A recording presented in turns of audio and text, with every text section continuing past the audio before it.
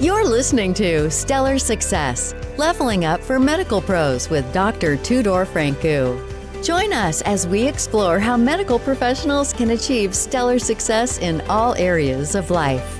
It's time to level up. Josh Engle, how are you? Good. Laura, as I told you off air, just trying to stay warm here in New York City, but overall doing well, getting some work done and enjoying life. Great, great. So, Josh, want to start over with a little introspection in your journey. Can you tell us a little bit about where you started and what you're doing now? So a little bit about me. The physician, primary care. So actually had a little bit of an eclectic career path, a non-traditional career path. We finished med school at USC. From there, actually completed an intern year at Loyola McNeil. Actually, went into research for a while after that. Completed a postdoctorate fellowship just over in Boston, and then kind of went full circle on the primary care end, but kind of focusing a little bit more on the operations perspective of the practice. And so, I still do some patient care, but, definitely a little bit more operations focused these days. And, focused on opening and operating medical practice. We're digital first. The practice name is With You MD. And we focus, while we're in the realm of primary care, focus on really the two M's, which is metabolic and mental health. So really just trying to go upstream to where a lot of patients present to us. And really just say like, okay, if we could tackle some problems that would prevent patients from presenting to us later with a lot of these other complications like diabetes and a lot of these, on the mental health front, a lot of these social isolation and anxiety disorders. Well, where would we go? And, really it came back to those two arenas. And so that's kind of our current focus. That's great. So, coming from a clinical practice, especially in primary care, where you see a lot of conditions that patient comes with, how do you switch to this entrepreneurial side? What did it take? Well, I've always had entrepreneurial drive. So once again, kind of going on that non-traditional theme, I actually came to medicine later in life. Before I was in medicine, I actually did business development for an angel investment firm. For folks that don't really know what an angel investor is, it's basically someone that invests in startup companies, and you can operate as an individual investor, or these days there's kind of like these whole network of angel investors that come together and form these angel groups. And so I did business development for them. And I just always had that entrepreneurial spirit. And so I knew, that I was going to do something entrepreneurial in the medical space. And so it was really just a matter of figuring out what that was going to be. And so, the more that I brainstormed, once again, the more that I personally resonated with the challenges that we're tackling now, and decided to go after it. So it was a little bit more of a what am I going to do in the medical entrepreneurial space, not if I was going to do something in the medical entrepreneurial space. And so once I kind of found what I wanted to tackle, I went for it. That's awesome. So, do you think of yourself as a successful physician entrepreneur right now? And what does success mean to you then? Yeah, so that's actually an interesting question. So I would say to some extent, being able to hop into the arena and take the step and go after it, you're already you already have a level of success and already are a hero to some extent. Not myself, but others that just speaking generally. But to the other extent, part of being a success is actually being successful from an operations perspective, and we're new, and so it's something where I would say that some of it is measured in impact, how many patients that you impact, and just making sure that you're actually having the desired effect that you want. And some of it is, there's no getting around it, is just being financially viable. So to that effect, I would say from a patient impact perspective, we are successful. Like just for folks that may not be familiar with this term, there's this term called a KPI, key performance indicator. And, like one of our KPIs is just looking at, the feedback that we're getting from patients, both qualitative and quantitative in the form of reviews. And we have just a perfect 5-star rating just currently. And just today, I heard from a patient saying the impact that we're making in their life and thanking us. So in that perspective, that is deeply meaningful and something that I classify as a success. From the financial perspective, we still got a little bit to go, to be perfectly honest. That's something where we're a new practice, and we're just getting in network with all the insurance companies, and we're just getting our feet under us, from a practice perspective. So that's something that, like I said, we're still finding our feet, but I'm optimistic that we'll get there. I think that I have a strong thesis as to what will make us successful on that front, and it's just a matter of pursuing it. So I'm going after it, and I'm hopeful for what the future holds. Do you have partners? So I have a medical director, just because, once again, even though I'm a physician, I'm focusing a lot on the operations. And so I want someone that is actually focused on the protocols and, the patient care protocols. So I would say that myself am definitely the one that is spending the most time on the practice, but I definitely have someone looking and focusing on the patient protocols and that on that end. And then, we have at this point a dedicated staff. We're just bringing on physician assistants to help us out with the patient care. And, we have, just an admin staff that helps us out. So I would say that I'm probably the one that spends probably the most time, but I think that's the way it kind of should be when you start a practice. You should be the person spending the most time on it. But there it definitely is a team effort, and have a lot of people to help me out along the way. Yeah, very interesting. Like they say, right? If you want to go fast in something, you go alone. If you want to go farther along, you go with the team. So I Yeah. guess the team is essential for this kind of enterprises. But Definitely so, and I don't think I think with insurance credentialing there is no going fast, but I think yeah, I definitely think the point stands, and I try for myself, I actually tend to be a little bit of a lone wolf at heart. And so I try to remind myself of that saying and really try to make it a team effort, yeah, the more I get into this. yeah. Well, going back into your journey, I'm sure you had um, some setbacks along the way and some Mhm. failures and some things that didn't go your way. Can you give us an example of anything like this that kind of made you Mhm. think and kind of push you forward a little more?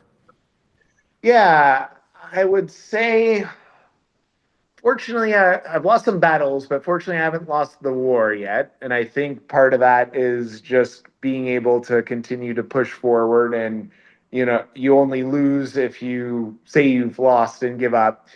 But in terms of actual setbacks, I think a lot of them have been, there's certainly been some administrative ones. So for example, on the insurance credentialing front, on the Medicare enrollment. So the way it works is you have to get like enrolled in straight Medicaid, and then you go out and apply to all the Advantage plans.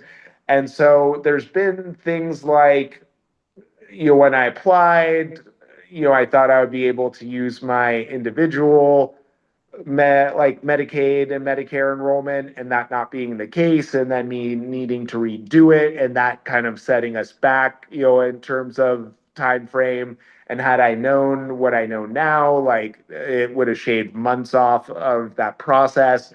So there's been things like that where it's been kind of losses of ignorance, if you will, where if I would have known what I know now, it would have just been much more efficient and saved a lot more time. Um, and then, I think there's been, there's been ways, just in terms of dialing in our protocols. Once again, not losses. Fortunately, thank God, we haven't had any bad patient outcomes or anything of that nature. But optimizing our patient protocols and like really looking at like, okay, what can we do better from a patient perspective? Just as we get more experience, that's been something that we've learned along the way as well. So I would say it's kind of taken those two tones. Once again, not nothing bad that's happened from a patient perspective, but just improving the patient protocol process and just saying like, what can we do better and how can we better serve our patients? And like really on a regular basis, asking ourselves, how can we serve our patients better? And more effectively. And then, just some things on, like I said, the admin front where it's been like, oh man, the things in healthcare can really take a while. So when you don't know something from an admin perspective, that can really tack on some time. And so there's been things like that, but things that we've ultimately been able to push through and get past. So you're coming from an angel investor background, and you're Mhm. used to work for them. And I'm Mhm. sure that kind of industry is a very high risk investment for a lot of people. Mhm. You get a unicorn, you do it. You Mhm. don't, you're busted. Right. But I want to relate to a normal investment strategy for medical doctors Mhm. and physicians. From your experience with your background, what do you think the the best, I don't know if I should use the best strategy, but Mhm. the wiser strategy would be for a physician to start investing and think about the future and retirement and so on. Mhm. So do you mean like how to approach opening it when you say investment, do you mean in their practice or do you just mean more generally like outside investments like in real estate and that sort of thing? Yeah, I'm referring to outside investment, not necessarily in the practice, because Okay. the problem that I have is that a lot of people are investing too much in their practices, and they're working in their practice instead of on their practice. Yeah. Uh, Y- s- so Yeah. So I would say number one is find someone that knows what they're doing, just because, I think in the realm of physicians, we go to med school for a lot of time and we're used to, even though we were humble to some extent, at the end of the day, we are really, in many cases, the most knowledgeable person in the room, and that doesn't make us like better or anything of that nature, but we are used to kind of in our day to day having the final say in terms of the game plan, and really enter and like I said, kind of having the most in terms of from a knowledge perspective. And you can fool yourself into transferring that into other domains, and that's the wrong mindset when you're entering, the alternative investment space or investing outside of your practice. You really kind of, it's a new realm, and you really need to work with people that have done this before. And so, whether, and in terms of what those investments are, it's a list, that's infinitely long. There's real estate, there's angel investing, you can do it in more traditional areas like stocks and bonds and that type of thing. And then, there's areas that are starting to pick up steam, like investing in, just small businesses and that type of thing, and business acquisitions. So there's a lot of different arenas out there. But you really want to, the best way is to work with someone that's done this before. And the great thing is there's a lot of physician entrepreneurs that are happy to help you. So, whether that's working with, just people that are non-physicians that are in the investment arena, or, physicians, it seems to be a tried and true path for physicians to dabble their toes in the real estate and investment game. And, there's a whole cottage industry that services physicians that want to invest in real estate. So I would just say, have you done any of those kind of investments so far? I've done, actually, as a limited partner, just I've done those investments, and then as I'm just starting to look at, actually being in the driver's seat on some of those investments. Very nice. Yeah. Yeah.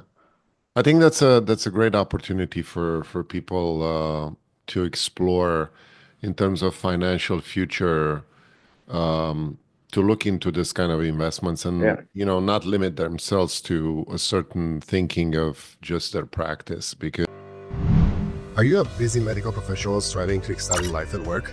Stellar Success Podcast brings you the habits and insights of top leaders in medicine and beyond.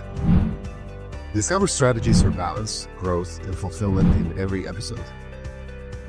Follow us on Instagram at Stellar Success Podcast for daily inspiration. Start your journey to success today. Subscribe to the YouTube channel now.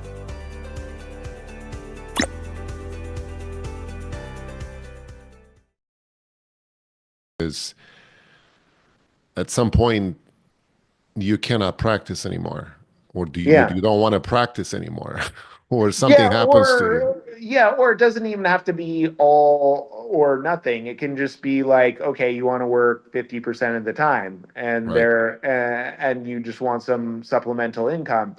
Or it can be that you realize that more and more, just healthcare is getting squeezed, just by insurance companies. And so, it doesn't have to be like, oh, I'm hanging up the white coat forever. It can just be like, okay, I can see the writing on the wall, and or I just want this not to be my sole source of income. So let Yeah. me diversify.